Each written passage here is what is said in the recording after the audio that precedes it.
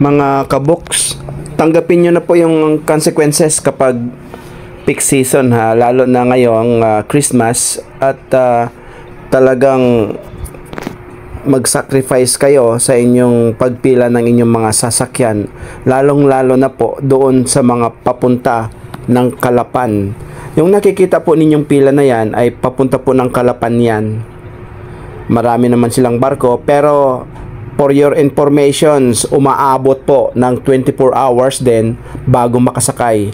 Lalong-lalo na yung mga nakikita ninyo ngayong itong nasa unahan or yung nasa pinakadulo ay bukas pa makakasakay yan. At ito naman yung pinakadulo ng pila ng papuntang Abra de Ilog. Yan mga kaboks, at saka wala pong singitan yan ha. Kahit nakamotor ka, pumila ka at magagalit sa iyo yung sa unahan. Yung mga nakapila po natin magkabila ay Calapan yung sa kaliwa, yung sa kanan naman ay Abra de Ilog.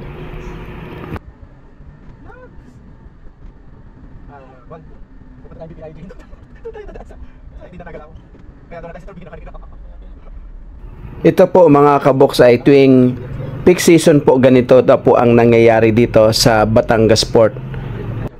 Mahirap naman din kung park and sale at gawa ng puno na rin yung parking ng Batangas Port sa loob.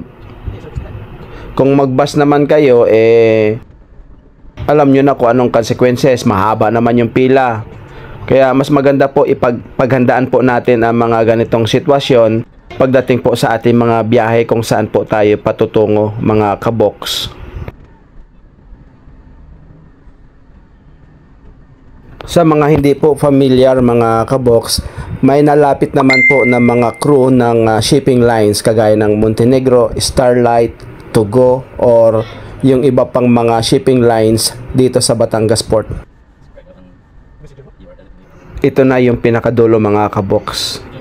Naghahanda na sila na tawagin. Yung ating mga shipping lines ay pina-priority din nila itong mga truck na nasa kanan.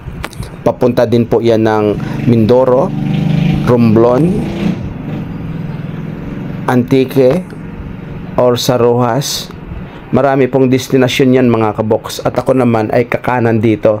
Papunta po ako doon sa entrance ng passenger terminal at ibababa ko lang po ang aking mga kamag-anak.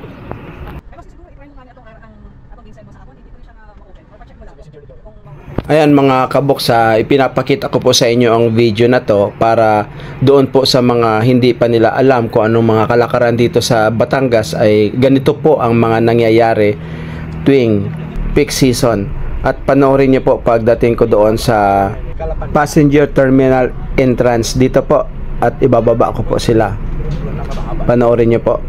Again, pinapanawagan ko sa PPA management dito sa Batangas Port na sana meron na po kayo ditong pushcart or yung trolley na kung saan ay pagbaba ng pasahero or ng mga pasahero sa bus ay meron na ditong free na trolley.